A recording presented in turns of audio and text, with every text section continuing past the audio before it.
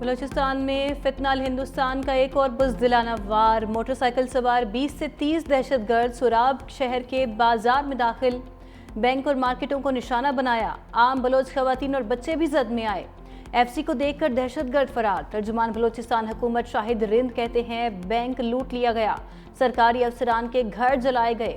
اے D C revenue ہدایت اللہ بلیدی نے لڑتے ہوئے جام شہادت نوش کیا، ہندوستان کی پراکسیز نے ان کی ایما پر کارروائی کی، ریاست دشمن عناصر کی ہر کوشش ناکام بنانے کا عزم، علاقے میں سرچ آپریشن، وزیراعظم کی سوراب بلوچستان میں دہشت گردی پھیلانے والے عناصر کی شدید الفاظ میں مذمت، جام شہادت نوش کرنے والے ایڈیشنل ڈپٹی کمشنر ہدایت اللہ بلیدی کو خراج عقیدت، کہا بزدل دہشت گردوں نے نہتے شہریوں بشمول بچوں اور خواتین کو نشانہ بنایا، دہشت گردوں کے صفائے تک ان کے خلاف جنگ جاری رکھیں گے۔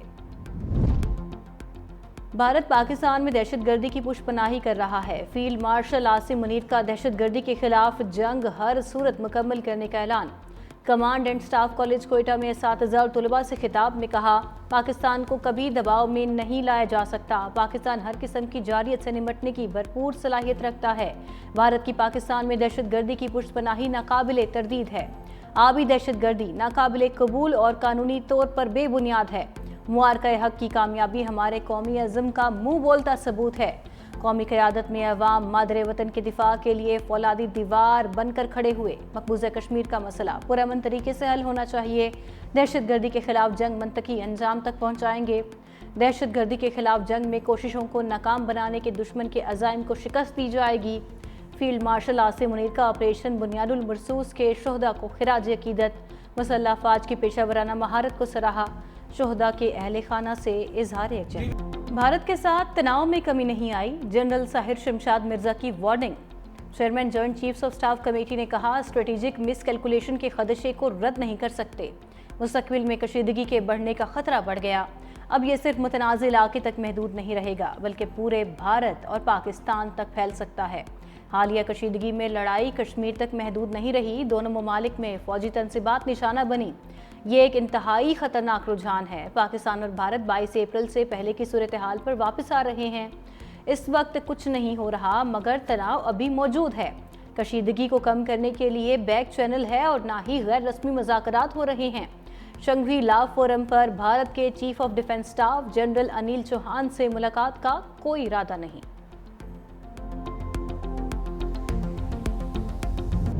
Contribute nearly half of the annual flow in the Indus River system, the lifeline of our civilization, culture and economy. India's unilateral and illegal decisions to hold in abeyance the Indus Water Treaty, which governs the sharing of the Indus Basin's water, is deeply regrettable.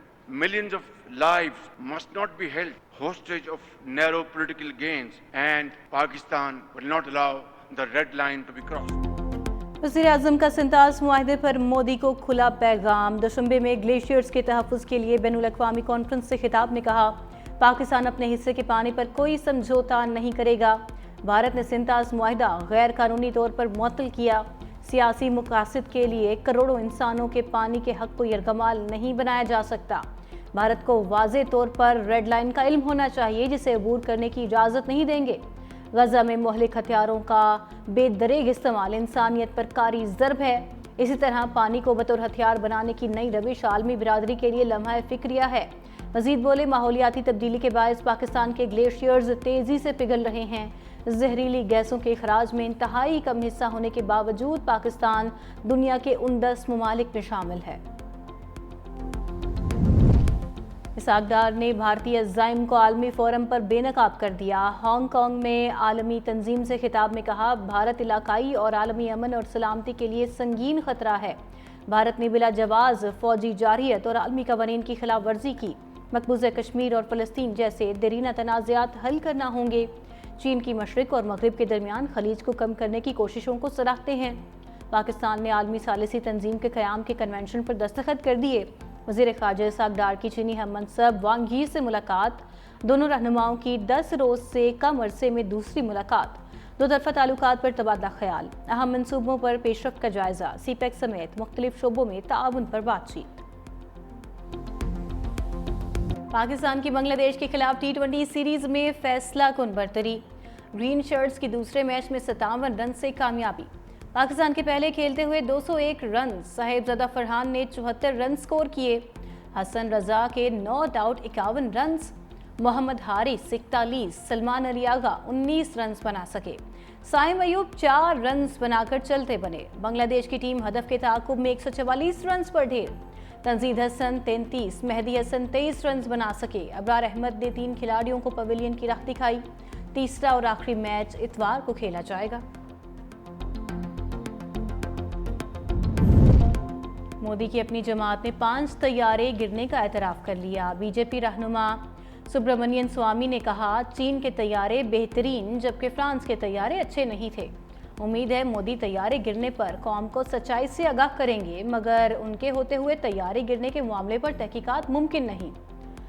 Telangana के वजीर आला रेवंत रेड्डी का भी मोदी हुकूमत से सवाल। कहा, पाकिस्तान ने भारत के कितने राफेल तैयारे गिराए? वजीर आज़म मोदी तैयारे तबाह होने की हकीकत क्यों छुपा रहे हैं?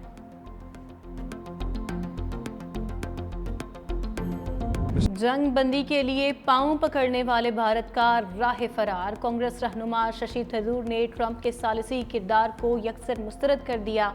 कहा, अमरीकी सदर ने सिर्फ पैगामात और बातचीत का किरदार अदा किया, ये सालिसी नहीं। ट्रंप में सदर के औसाफ नहीं। दिफाई माहिरीन का कहना है, बीजेपी शशि थरूर की अहलिया के कत्ल केस को बतौर ब्लैक मेलिंग इस्तेमाल कर रही है।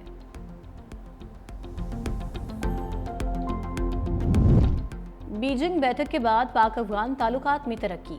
पाकिस्तान का अफगानिस्तान में नाजिमुल उमूर को बतौर सफीर तैनात करने का फैसला। एक्स पे इसहाक डार ने कहा, 19 अप्रैल को काबुल के दौरे के बाद ताल्लुकात में मुस्बत पेशरफ्त जारी है। खुशी है, अब काबुल में नाजिमुल उमूर की बजाय सफीर तैनात किया जाएगा। इकदाम से पाक अफगान ताल्लुकात मजीद बेहतर होंगे, मुआशी ताउन को फरोग मिलेगा।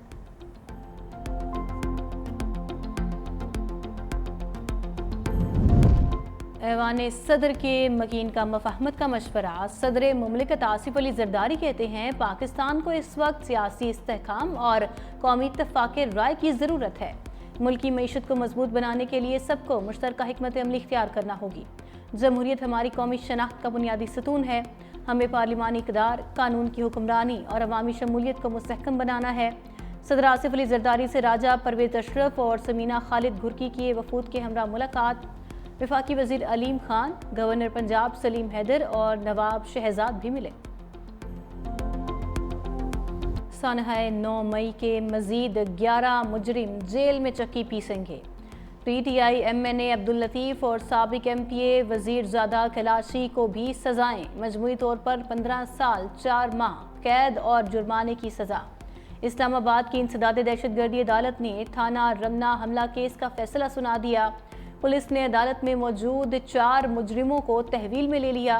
गैर हाजिर मुजरिमों के वारंट गिरफ्तारी जारी। कौमों को मिसाइल्स और बॉम्ब तबाह नहीं करते, कौमों को फितना तबाह करता है। कौमों को गलत, उनके नौजवानों को गलत डगर पे, गलत रास्ते पे डाल देना तबाह करता है। आप में से हर बच्चा जो है वो पाकिस्तान की आहनी दीवार है और आपको ये दीवार बनना चाहिए। जो आपको ये कहे कि अपने मुल्क के खिलाफ कदम उठाओ, आपने कोई कदम अपने मुल्क के खिलाफ कभी नहीं उठाना। वो आपका हमदर्द नहीं हो सकता जो ये कहे कि अपने बच्चे बाहर बैठे, लोगों के बच्चों को कहे यहाँ आग लगा दो, ये तोड़ दो, जला दो और उसके बाद वो बच्चे जेल में जाएं, खुद आराम से बैठे हों। ये नहीं हो सकता। वज़ीर आला पंजाब मरियम नवाज का मुखालिफिन के खिलाफ लफ्जी एक्शन। लिया में लैपटॉप और होनहार स्कॉलरशिप्स की तकरीब से खिताब में कहा, कौमों को बम और मिसाइल नहीं फितने तबाह करते हैं। नौजवान उकसाने वालों की बातों में ना आए, जो बातों में आ गए वो जेलों में पड़े हैं। आपको लेक्चर देने नहीं, 9 और 10 मई का फ़र्क समझाने आई हूँ। मोटरवे, दिफाई तनसीबात, सड़कें सब आपकी अपनी हैं। कोई कहे आग लगा दो, तोड़ दो, तो आपने ये नहीं करना। चाहती हूँ तमाम बच्चे पाकिस्तान के लिए बुनियादुल मरसूस बने। फील्ड मार्शल को भारत के खिलाफ शानदार फतेह पर सलाम पेश करते हैं। वज़ीर आला पंजाब का लिया में फौरी मेडिकल कॉलेज की तामीर का ऐलान। बड़ी ईद पर छुट्टियों का बड़ा पैकेज। वज़ीर आज़म की 4 रोज़ की तातीलात की मंजूरी। ज़राए के मुताबिक 6 से 9 जून तक ईद कुर्बान की छुट्टियां होंगी। छुट्टियों का नोटिफिकेशन जल्द जारी होगा।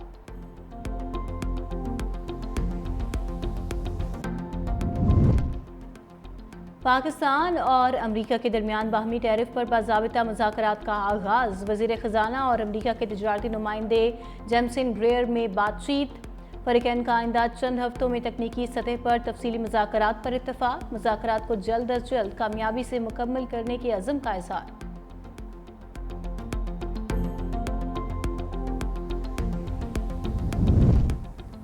فوج کا کام ملک کا دفاع ہے، عدلیہ کے فرائض سر انجام دینا نہیں۔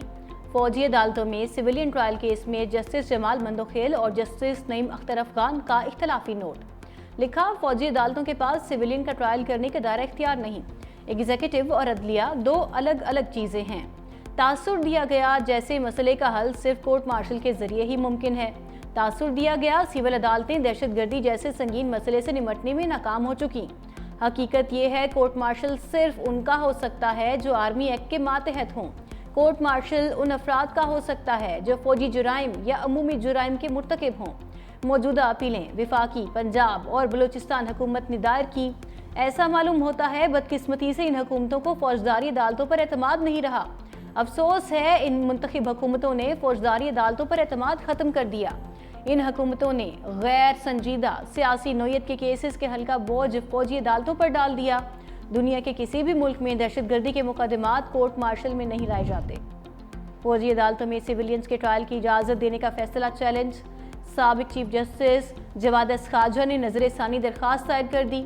آئینی بینچ نے فوجی عدالتوں کے کیس کا فیصلہ واپس لینے کی استدعا، کہا سپریم کورٹ نے حقائق اور قانون کا درست جائزہ نہیں لیا، فیصلے میں غلطی کی نشاندہی ہو جائے تو تصحیح کرنا عدالت کی ذمہ داری ہے۔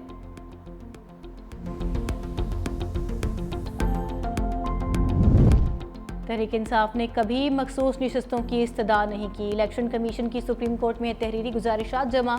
لکھا، تحریک انصاف نے کسی فورم پر مخصوص نشستیں نہیں مانگی۔ 12 جولائی کے فیصلے میں سنی اتحاد کونسل کو تحریک انصاف سے بدل دیا گیا۔ مخصوص نشستوں کی فہرست الیکشن پروگرام کے مطابق پولنگ سے قبل جمع ہوتی ہے۔ فیصلے میں تحریک انصاف کو مخصوص نشستوں کی فہرست جمع کرانے کا حکم دیا گیا۔ الیکشن کے بعد مخصوص نشستیں جمع کرانے کا حکم قانون کے برخلاف ہے۔ پیپلز پارٹی نے بھی تحریری گزارشات جمع کرا دی۔ موقف اپنایا کہ اصل تنازع صرف یہ تھا کیا سنی اتحاد کونسل کو مخصوص نشستیں ملنی چاہیے۔ پی ٹی آئی کے حق میں مخصوص نشستوں کا معاملہ زیر غور ہی نہیں تھا۔ سپریم کورٹ نے مخصوص نشستوں میں ایسا فیصلہ دیا جو درخواست سے متعلق نہیں تھا۔ عدالت نے کیس میں اپنے دائرہ کار سے تجاوز کیا۔ آئی ایم ایف کا ڈو مور کا مطالبہ، سولر پینل کے امپورٹ پر سیلز ٹیکس عائد کرنے کی تجویز، کہا تمام امپورٹڈ اشیاء پر 1.5% ود ہولڈنگ ٹیکس لگایا جائے، ریئل اسٹیٹ سے وابستہ بلڈرز اور ڈیولپرز کو رجسٹرڈ کیا جائے، مذاکرات میں تنخواہوں اور پینشن میں اضافے کے فیصلے پر جزوی اتفاق، وفاقی حکومت کی بجٹ میں تنخواہ دار طبقے کو ریلیف دینے کی تجویز، سیلیبلز پر انکم ٹیکس میں 2.5% تک کمی اور سرکاری ملازمین کے لیے تنخواہوں میں اضافہ تجویز، ماہانہ 1 لاکھ تنخواہ پر انکم ٹیکس 5% سے کم کر کے 2.5% کرنے کی تجویز، 1,83,000 روپے ماہانہ تنخواہ پر انکم ٹیکس کی شرح 15 سے کم کر کے 12.5% ہونے کا امکان، وفاقی بجٹ کے لیے سالانہ منصوبہ بندی رابطہ کمیٹی کا اجلاس 2 جون کو طلب کر لیا گیا۔